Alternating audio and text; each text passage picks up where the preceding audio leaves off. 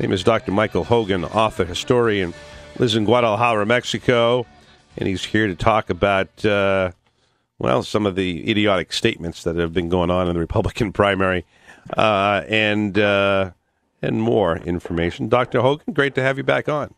Great to be here, Jeff. Good morning. Well, good morning to you. First of all, let's start with some sound here. This is cut 16, Steve. Taking out that criminal element, if you will, in Mexico should be a major goal of the United States from an economic standpoint. Of course, what he was saying, Governor Perry, candidate for president on the Republican side, is sending troops into Mexico. This is kind of an insane idea, particularly for somebody who thinks he knows this area pretty well. Let's just play along here for a second. Let's just say that we had given Mr. President Perry, God forbid, the role to bring in troops. What would that mean for the people of northern Mexico and for the country as a whole, if to see American troops on their soil? Well, Jeff, many people forget in the long history of relations between the U.S. and Mexico that the United States has invaded that country 3 times already. Each time with rather disastrous consequences for Mexico. The first and the most dramatic was, of course, the invasion of 1846 to 48, what's called by us the Mexican-American War, in which Mexico lost 1/2 of its territory. But even in the 20th century, there were invasions. In 1914, we invaded Veracruz, took over the harbor, and occupied the area for 6 months because 9 sailors had been arrested for being in the wrong place at the wrong time. And the United States was very offended by that, so sent the fleet and just occupied the entire city.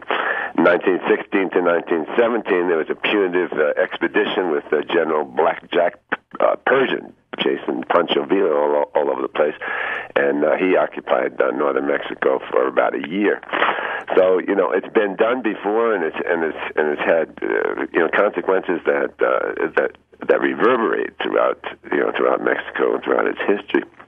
I think Rick Perry is trying to kind of make up for his pro-immigrant stance in the past. He was pro-in-state tuition for the children of illegals. He was anti-wall. At that time, I think he was appealing to his large Hispanic base when he was running for governor. Now that he's running for president, I guess he feels he can ignore that Hispanic base and appeal to the Republican hardliners. And I think that's what his intent is here. Well, that's an interesting perspective. Do you sense that there is and there obviously are issues along the border? There's no doubt. The drugs, the violence. Now, who is pulling what chain is the real good question here. Are there American people buying drugs from Mexican drug lords? Where are the Mexican drug lords getting their money from? There's a whole slew there. Those are serious issues. People are dying, Mexican and Americans. More so Mexicans. What's the answer? Economic development, more jobs in other parts of Mexico. How many of these people are Mexicans? How many are immigrants trying to get to the United States to get caught in the crossfire? There's a big story there. Yeah, the problem with any story is that or any problem like this is that there are many solutions, and to just come up with a military solution and say that's the answer, and be done with it, that is not the answer, quite obviously. Secretary Hillary Clinton has touched on some aspects of the problem. One is the enormous demand for drugs in the United States.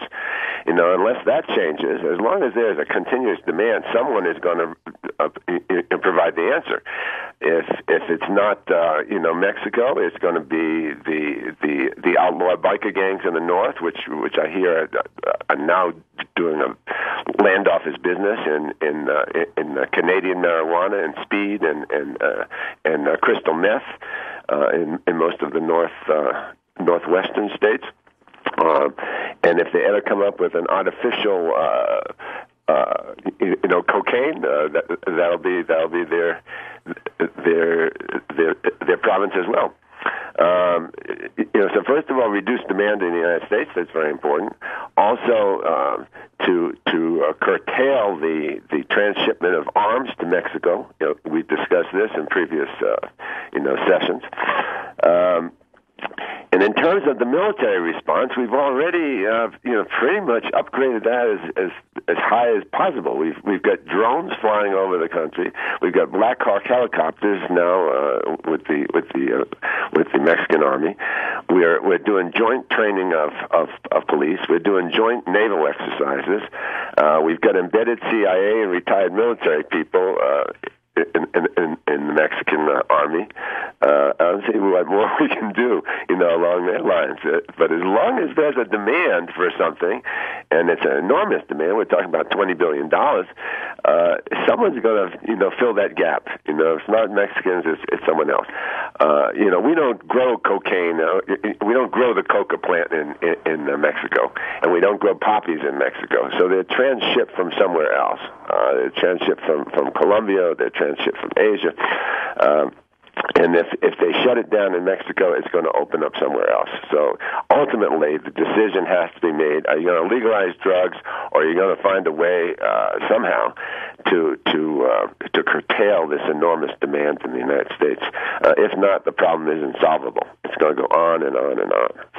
There's no doubt. We're talking with our good friend, Dr. Michael Hogan, here on the Jeff Santos Show. I'm interested in getting your thoughts, about how we can educate more people about this situation here in the United States. It's a border country. I mean, if it was, more and more, say, white Anglo-Saxon Protestant people, maybe like parts of Canada, I think we would know more. But even Canada, we don't know enough. Exactly. Like, for instance, single-payer health care that, you get in places like Saskatchewan, across the border in Montana, you're out of luck.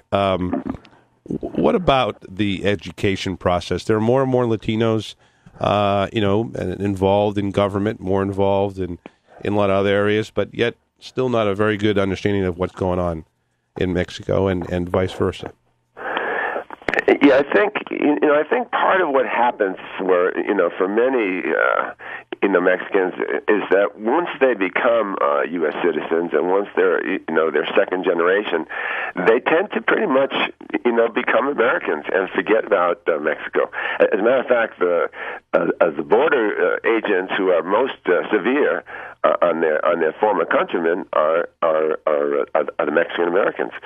And we've seen this too, during the 1890s in the United States. The toughest on the Irish were, of course, the Irish American cops. But you're right about the ignorance of the people in the United States about both Canada and the United States. Most Americans couldn't tell you who was in charge of Canada, who are the major leaders, who's the president, so on and so forth. Most have no idea of the vast amount of drugs that are coming in from Canada as well, especially marijuana and crystal meth.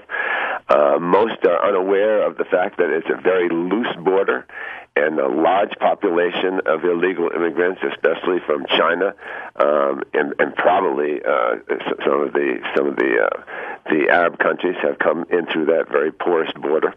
That's not an issue, and it's not an issue mainly because Canada is a white, more or less Anglo-Saxon country, whereas in the South we have this complete exaggeration. For example, this Perry character the other day said that when President Obama went to El Paso and said, it's a peaceful city and it's a safe city, he must have poor intelligence, because none of these cities are safe. They're the most dangerous places in the world. They're more dangerous than Iraq, and so on and so forth. Well, if you look at the statistics, which I did prior to your call, El Paso had 5 homicides in 2010. It's a city of 600,000 people. As compared with Austin, Texas, which is the capital with 700,000, had 36. Laredo had 9 homicides last year. Brownsville had 7. So, it's very, very much exaggerated. I don't know how much of this is just electoral politics, but it also affects, the election in Mexico because, we're a year away from the election here. And there are many, many people here who feel that this whole business of attacking the cartels has created more problems than it's solved. Yes, we've got some of these capos and cut their heads off and got them in jail and got them out of the way. But in the vacuum that was created, all these little kind of street characters have now come into into prominence, simply because there's so much money to be made. Yeah, no doubt. Final question for you, Dr. Hogan. Do you believe that what we're seeing in the United States with a lot of 20-somethings occupying Wall Street, do you sense that there are those sort of young Mexicans, like as we saw also in the Arab Spring, young people looking to turn away from the corrupt governments of Mexicans past, to turn away from the inability to sort of have a voice? Is there any movement like that that would rise, or are we still a way away from that in Mexico because of the police, because of the corruption? No, one of the things that has not been covered in the press in the United States is we've had a couple of times now, most recently about a month ago, we've had mass marches by young people to end the violence, to take back the night, so to speak. And that has been a big movement in certainly in Guadalajara, certainly in other large cities. This feeling that we will not be intimidated by a handful of delinquent gangs who want to take over our cities. So that I think is a very positive movement.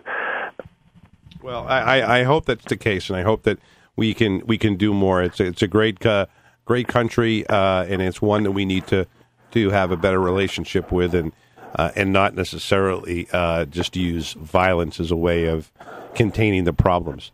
Dr. Hogan, thank you so very much for spending time with us today. It's always great having you on, my friend. Thank you, Jeff. My pleasure. We'll be talking to the author and international consultant over the coming weeks as we go along. All the best, my friend. This is the Jeff Santos Show.